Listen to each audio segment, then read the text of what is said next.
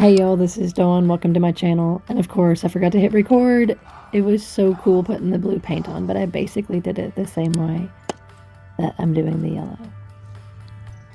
I was inspired by the first beautiful blue day that we'd had in a while. This is one of those paintings that I didn't want to put a lot of thought into. I wanted to go super folky, have fun, relax, chill, just enjoy the beautiful day and paint.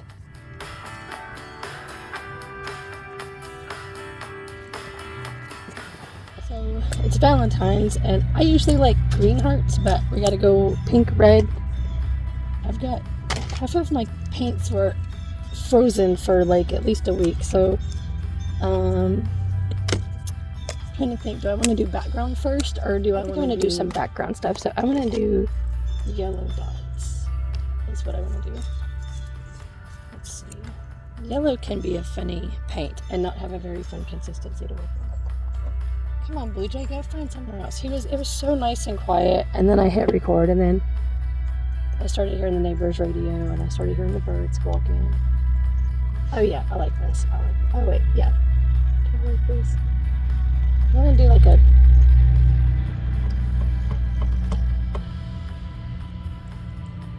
It doesn't have to be even, it's okay. I do want to apologize. The back of my head makes a lot of appearances in this video. I will try harder to not do that next time. So this video is dedicated to everybody on Valentine's Day. Some people have a reason to celebrate, and that's wonderful. But not everybody has that.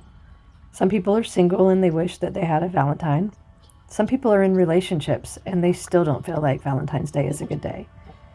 Everybody's different. But, you know, if it's not your favorite day, then you can be my Valentine as long as this video is hang out with me, and we're just going to enjoy the day and we're going to paint.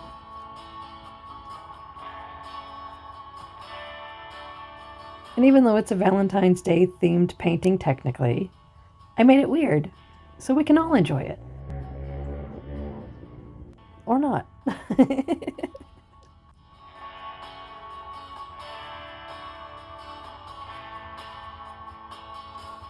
So some of y'all know that I like to paint when I'm stressed out or when things are going good or whatever, but I do this background stuff, and while I'm doing it, I tend to focus on how I feel, and I pick a color, and then I just go with it. That's where the dots and the lines come in, and that's why I always have this strange backgrounds for my paintings. Sometimes I paint first, and then I paint right over the background. Sometimes I paint the main thing, the main topic, and then I do something, you know, around it to add to the painting to make it look like it's in the background. But if you do background first, you do have to paint over it, and sometimes it bleeds through. But sometimes it makes it look cool and gives it added dimension.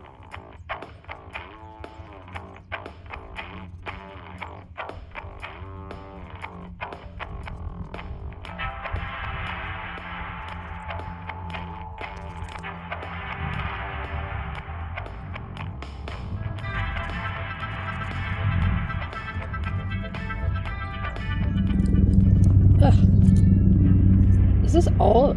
Oh, goodness gracious.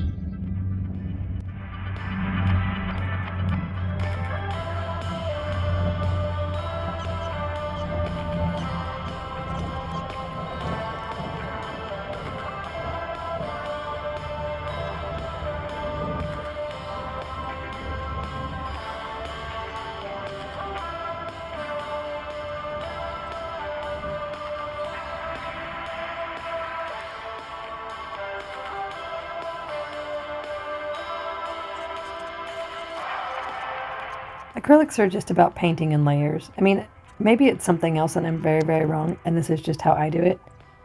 But that's how I do it. I just paint in layers and layers and layers. And if it doesn't want to go on smooth, then I dip my paintbrush in the water. The paint goes on a lot smoother that way.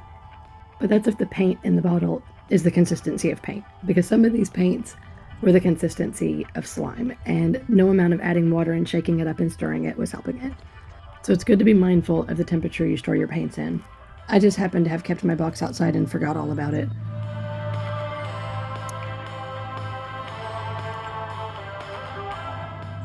Darn this stuff. I give up on this purple paint. I'm not going to let it disrespect me anymore. I never said I was talented. but I'm not going to let it put a damper on my creativity. So to the woods with ya.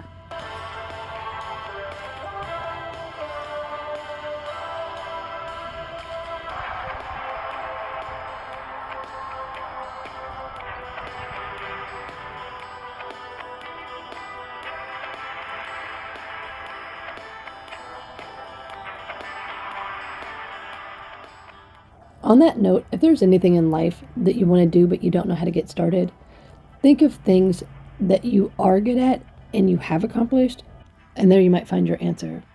So often with things, getting started is the hardest part. A lot of times we get like this because of experience. We know in the past we tried to get started, tried to do things, we kept hitting a brick wall. Sometimes the brick wall is because of people, and that just makes it so much harder.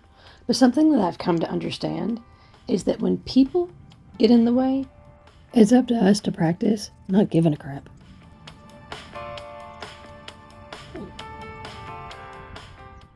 Okay, I started doing this drip method. The first one was an accident, but it was a happy little accident. I just kept dipping the paint in the water and the black paint in the water again and just letting it drip. It was so pretty. I wish I'd been brave enough to put a lot more on there, but hey, there's a first time for everything. I want to do another painting with a lot of this dark black drippy stuff. It really portrayed how I was feeling today and how I was pulling myself out of the muck.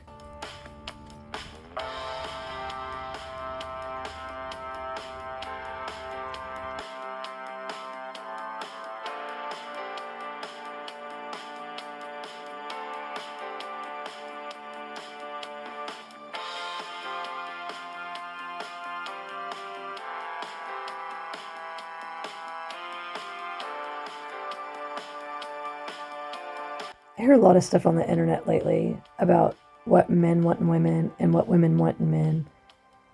And, I don't care what anybody says or thinks. I just have to believe love is in the eye of the beholder. Everybody's different. So I decided to make the theme of this, love is in the eye of the beholder.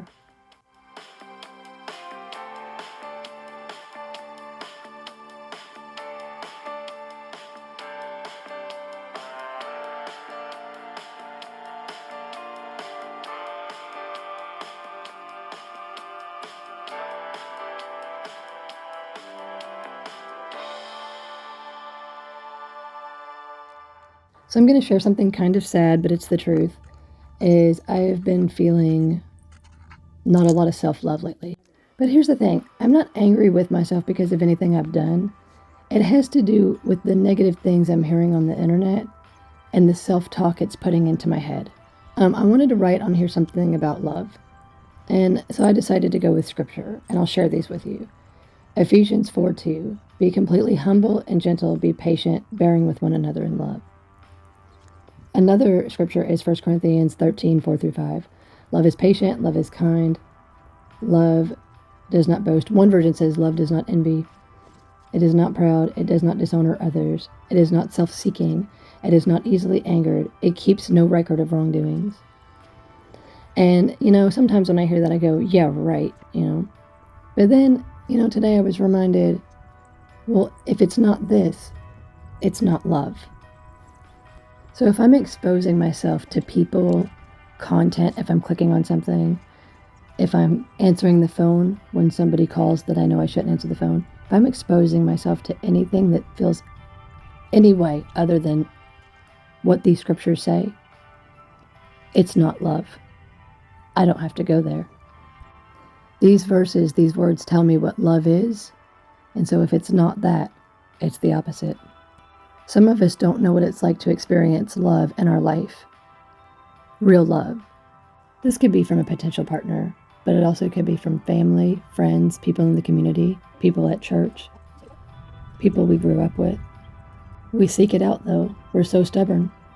And then at some point we become the people that hold the mirror up in front of other people. And experience has taught me once I've done that, it's time for me to leave, because it's usually not received well. But as individuals, it is our responsibility to have boundaries with others. We are responsible for protecting ourselves from any negative self-talk. Negative self-talk can turn into self-hatred. Self-hatred turns into fear. Fear turns into addiction. And then what? It's lonely. And we're not supposed to be lonely. So we need to be good to one another. But you don't have to stick around and be good to somebody if they're not being good to you. You can lose yourself that way. So if you're going to be celebrating Valentine's Day this year with somebody that you love or people that you love, that is absolutely fantastic. But even if you're not, that's okay too. I don't really believe it's okay to not be okay, but not having a Valentine on Valentine's Day, it doesn't mean you're not okay. You can take yourself out and eat whatever you want. Happy Valentine's Day.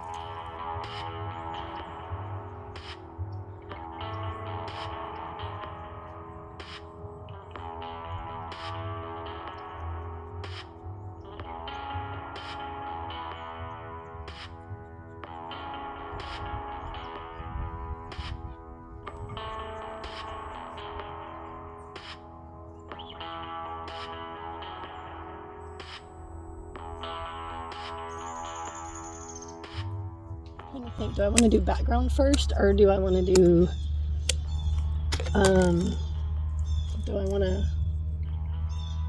throw a rock at the blue jay back there that won't be quiet? It looks a little bit fake to me once. What is wrong with these people?